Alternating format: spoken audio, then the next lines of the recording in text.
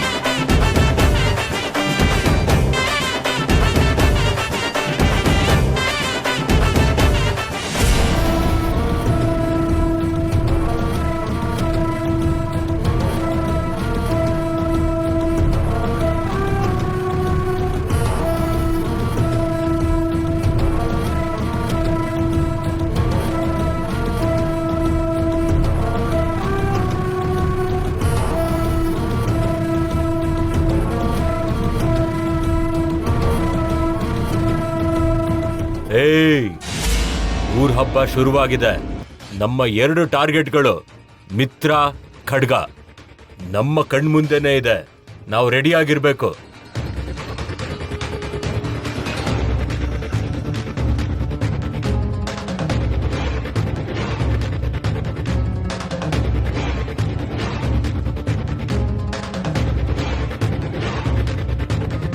Plan ಏನಣ್ಣ? ಹೇಗೆ attack ಮಾಡೋದು? ನಾವು 3 ಗುಂಪು ಮಾಡ್ಕೊಂಡು ಹೋಗೋಣ. ಇಬ್ರು ಹುಲಿ ವೇಷಾನ್ ಹಾಕೊಂಡು ಅವ್ರ ಜೊತೆ ಸೇರ್ಕೊಳ್ಳಿ. ಇಬ್ರು ಕತ್ತಿ ಮತ್ತೆ ಬಾಂಬ್ಗಳನ್ನ ಇಟ್ಕೊಂಡು ಜನರ ಹತ್ರ ಸೇರ್ಕೊಳ್ಳಿ.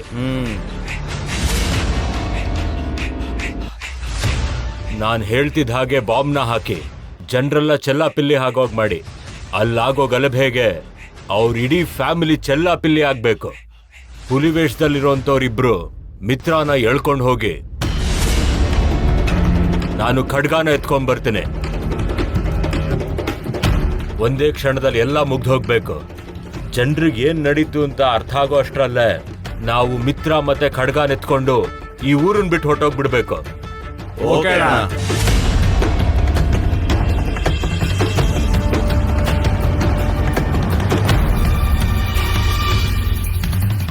ಹೊರಡಿ.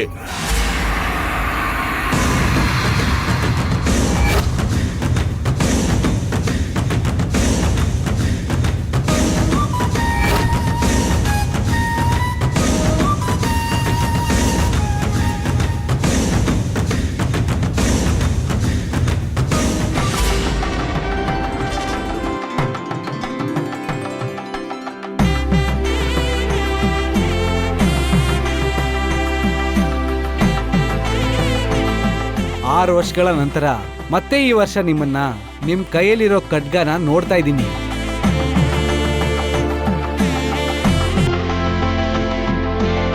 ನಿಮ್ಮಿಂದ ಈ ವಿಜಯದಶಮಿ ಊರಿಗೆಲ್ಲ ವಿಜಯ ತಂದಿದೆ.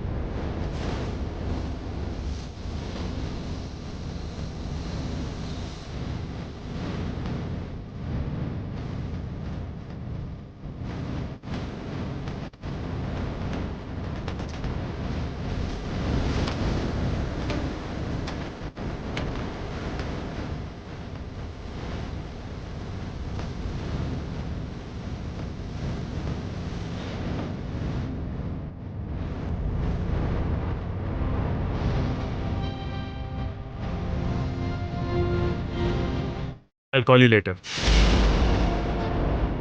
ಯಾಕೆ ನನ್ನ ಫಾಲೋ ಮಾಡ್ತಿದ್ಯಾ? ಏನಿಲ್ಲ ರೀ. ನನ್ನ ಹಿಂದೆ ಯಾಕೆ ಸುತ್ತಾ ಇದೆಯಾ? ಅದು ಸುಮ್ಮನೆ. ರಾತ್ರಿ ಕೂಡ ನಿದ್ದೆ ಮಾಡದೆ ವೀರವನಿತೆ ಥರ ಮನೆ ಮುಂದೆ ಕಾವಲು ಕಾಯ್ತಿದ್ದೆ. ಏನಕ್ಕೋಸ್ಕರ? ನನ್ನ ಅಟೆನ್ಷನ್ಗೋಸ್ಕರನಾ? ಇಲ್ಲ ರೀ, ನಿಮಗೆ ಥ್ರೆಟ್ ಇದೆ ಅಂತ ನನಗನ್ನಿಸ್ತಿದೆ.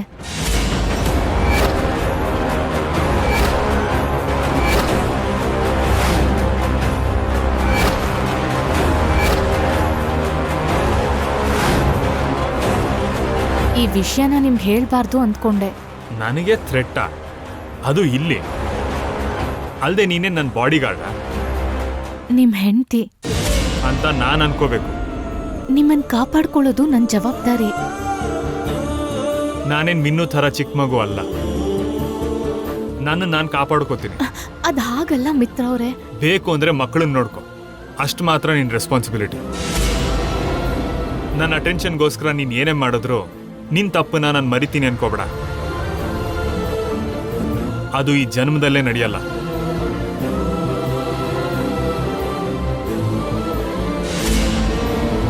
ನೀನು ಮತ್ತೆ ನನ್ನ ಹೆಂಡತಿ ಆಗಕ್ಕೆ ಸಾಧ್ಯನೇ ಇಲ್ಲ.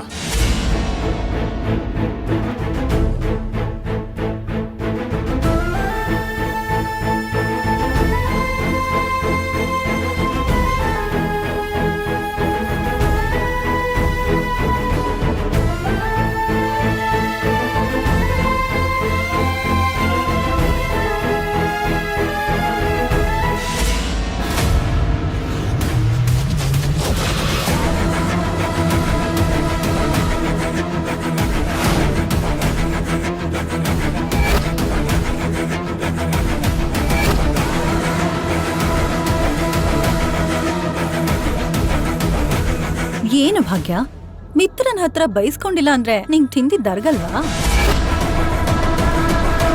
ಅಲ್ದೇ ಮಿತ್ರನ ಹತ್ರ ನೀನ್ ನನ್ ಹೆಂಡತಿ ಅಲ್ಲ ಅಂತ ಅವನ ಹತ್ರ ಎಷ್ಟು ಸರಿ ಹೇಳಿಸ್ಕೋತೀಯ?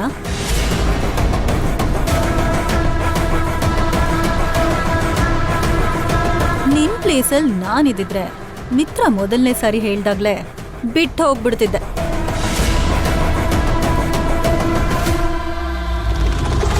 ನಾಚಿಕೆ ಇಲ್ಲದೆ ಸಿಂಪತಿಯಿಂದ ಬದುಕ್ತಿದ್ಯಾ?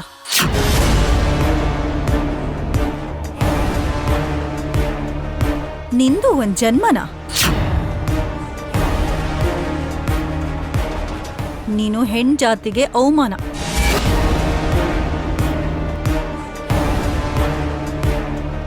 ಅವತ್ತು ಆ ಮುದುಕನಿಂದ ಖಡ್ಗ ನಿನ್ ಕೈಗೆ ಬರೋ ಹಾಗಾಯ್ತು. ಇವತ್ತು ಊರಿನ ಜನರಿಂದ ಖಡ್ಗ ಮತ್ತೆ ನೀನೇ ತಗೊಂಡ್ ಬಂದೆ. ಖಡ್ಗ ಮಿಸ್ ಆದ್ರೂ ಮಿತ್ರ ಮಿಸ್ ಆಗಲ್ಲ.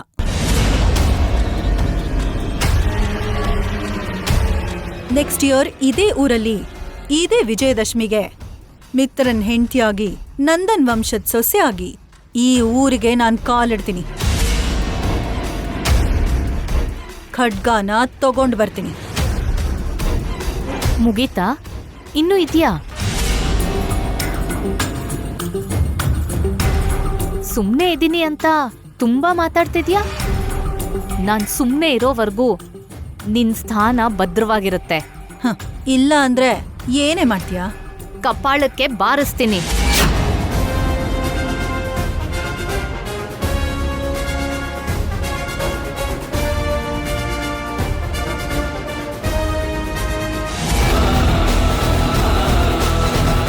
ಎಲ್ರು ಮುಂದೆ ಹೊಡೆದ್ರೆ ಅವಮಾನದಿಂದ ಹತ್ತು ಸಾಹಿತ್ಯ ಅಂತ ಸುಮ್ಮನೆ ಇದ್ದೀನಿ.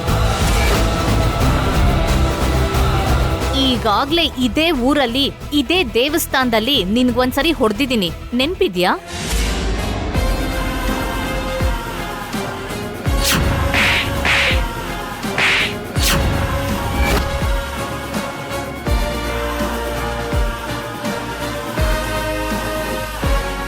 ಜಾಣಂಗ್ ಮಾತಿನ ಪೆಟ್ಟು, ಕೋಣಂಗೆ ದೊಣ್ಣೆ ಪೆಟ್ಟು ಅಂತಾರೆ.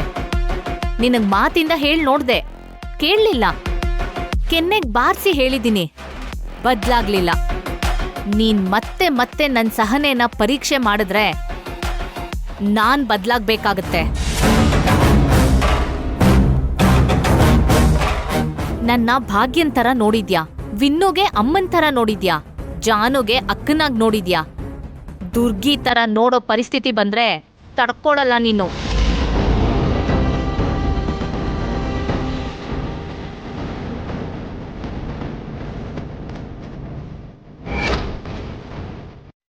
ಹೇಗಾದ್ರೂ ನನ್ನ ಹೆದರ್ಸಿ ನನ್ ಸ್ಥಾನದಲ್ಲಿ ಬರ್ಬೋದು ಅಂತ ಅನ್ಕೊಂಡಿದ್ಯೇನೋ. ನನ್ನಲ್ಲಿರೋದು ಭಯ ಅಲ್ಲ, ಸಹನೆ. ಅದು ಸತ್ತೋದ್ ದಿನ ನೀನ್ ಸಾಯ್ತ್ಯ.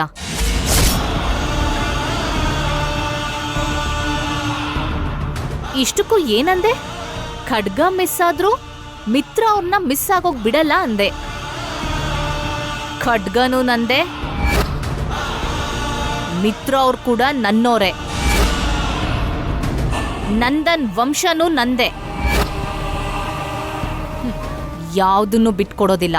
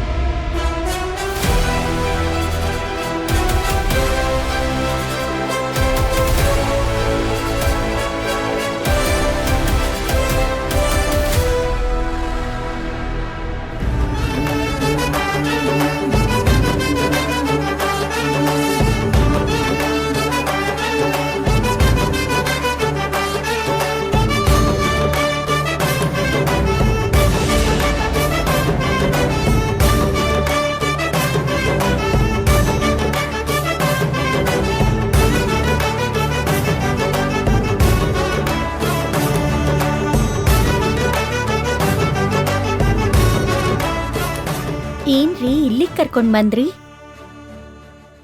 ನಮ್ಮ ಮನ್ಸಲ್ಲಿರೋ ಕೋರಿಕೆ ಈಡೇರುತ್ತೋ ಇಲ್ವೋ ಅಂತ ಮೊದಲೇ ತಿಳಿಸೋ ತಾಯಿ ಇವಳು.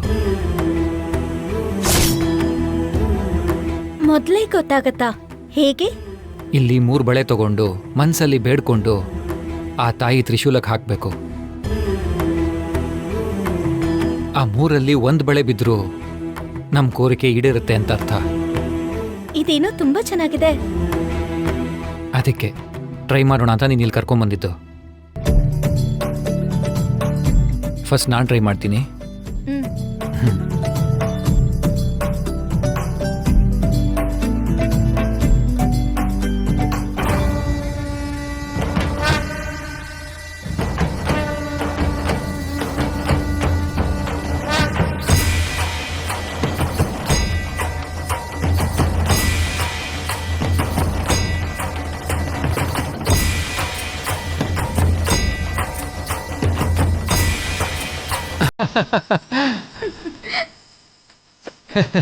S yes S.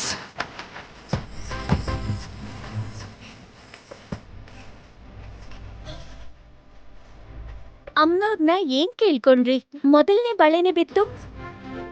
ಈ ವರ್ಷ ನಾವು ಜೋಡಿಯಾಗಿ ಬಂದಿರೋ ಹಾಗೆ ಮುಂದಿನ ವರ್ಷ ನಮ್ಮ ಮಗಳು ಅಥವಾ ಮಗನ ಜೊತೆಗೂ ಬರಬೇಕು ಅಂತ ಬೇಡ್ಕೊಂಡೆ ಜಾನು.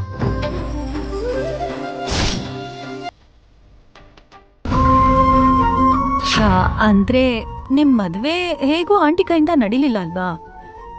ಅಟ್ಲೀಸ್ಟ್ ನಿಮ್ ಫಸ್ಟ್ ನೈಟ್ ಆದ್ರೂ ಅವ್ರಿಷ್ಟದ ಪ್ರಕಾರ ನಡೆದ್ರೆ ಚೆನ್ನಾಗಿರತ್ತೆ ಅಲ್ವಾ?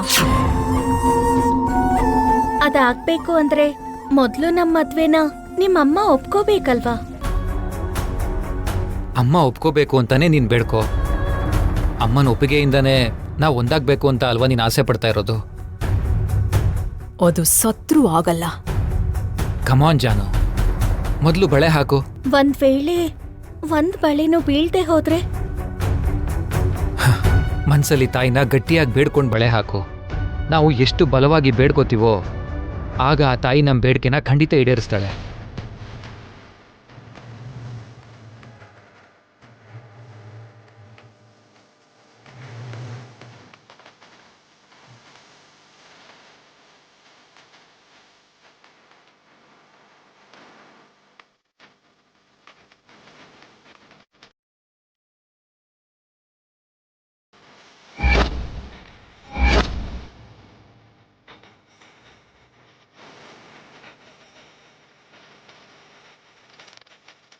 ಅಮ್ಮ, ನಮ್ಮ ಅತ್ತೆಗೆ ಇಷ್ಟ ಇಲ್ಲದೆ ನಾವು ಮದ್ವೆ ಮಾಡ್ಕೊಂಡ್ವಿ.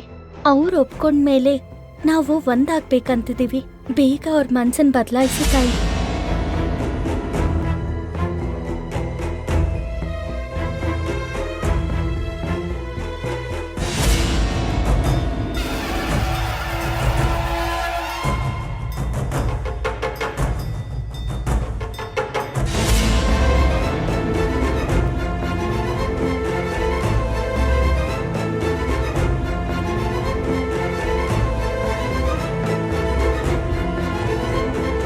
ಅವಳ ಕೋರಿಕೆ ನೆರವೇರಲ್ಲ. ಯೋಚನೆ ಮಾಡಬೇಡ ಜಾನು, ಇನ್ನೊಂದ್ಸರಿ ಟ್ರೈ ಮಾಡೋಣ. ಇನ್ನೂ 2 ಬಳೆ ಇದೆಯಲ್ಲ, ಏನಾಗಲ್ಲ ಜಾನು, ಹಾಕು.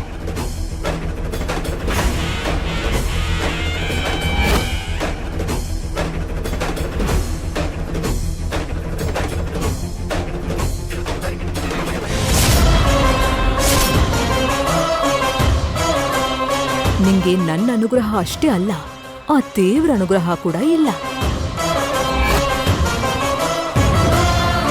ಇದೇನ್ರಿ 2 ಬಳೆ ಬೀಳಲಿಲ್ಲ? ಜಾನು, ಇನ್ನೂ 1 ಬಳೆ ಇದೆ ಅಲ್ವಾ, ಅದನ್ನ ಹಾಕು. ಇದು ಕೂಡ ಬೀಳ್ದೆ ಹೋದ್ರೆ ಅಮ್ಮನವ್ರ ಅನುಗ್ರಹ ನಮ್ಗಿಲ್ಲ ಅಂತಾನೆ ತಾನೆ? ಹಾಗೇನಾಗಲ್ಲ.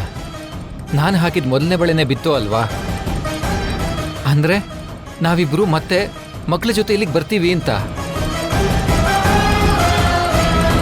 ಆದ್ರೆ ಅತ್ತೆ ಅನುಗ್ರಹನೂ ಇರ್ಬೇಕು ಅಲ್ವಾ? ಅತ್ತೆ ಒಪ್ಕೊಳ್ದೆ ಹೋದ್ರೆ ನಾವ್ ಹೇಗ್ ಒಂದಾಗ್ತೀವಿ? ಅಮ್ಮ ಒಪ್ಕೊಳ್ದೆ ಹೋದ್ರು ನಾವು ಒಂದಾಗ್ಬೇಕು ಜಾನು. ಇಲ್ಲ ವಿವೇಕ್, ಅತ್ತೆ ಒಪ್ಕೋಬೇಕು. ಅಮ್ಮನ ಮೇಲೆ ನನಗೆ ನಂಬಿಕೆ ಇಲ್ಲ. ಈ ಬಳೆ ಮೇಲೂ ನಿನಗೆ ನಂಬಿಕೆ ಇಲ್ಲ ಅಂತಂದ್ರೆ ಅದಿಲ್ಲೇ ಬಿಸಾಕು ಜಾನು.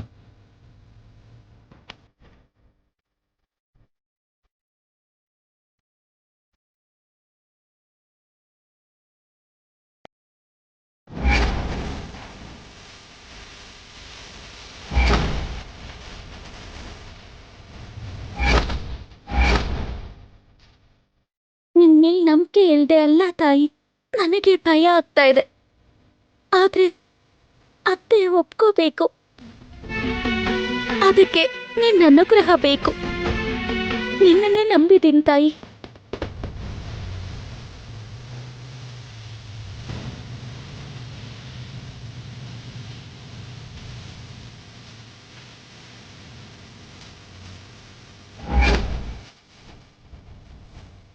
ಮೂರನೇದು ಹಾಕಕ್ ರೆಡಿ ಆಗಿದ್ದಾಳಲ್ವಾ?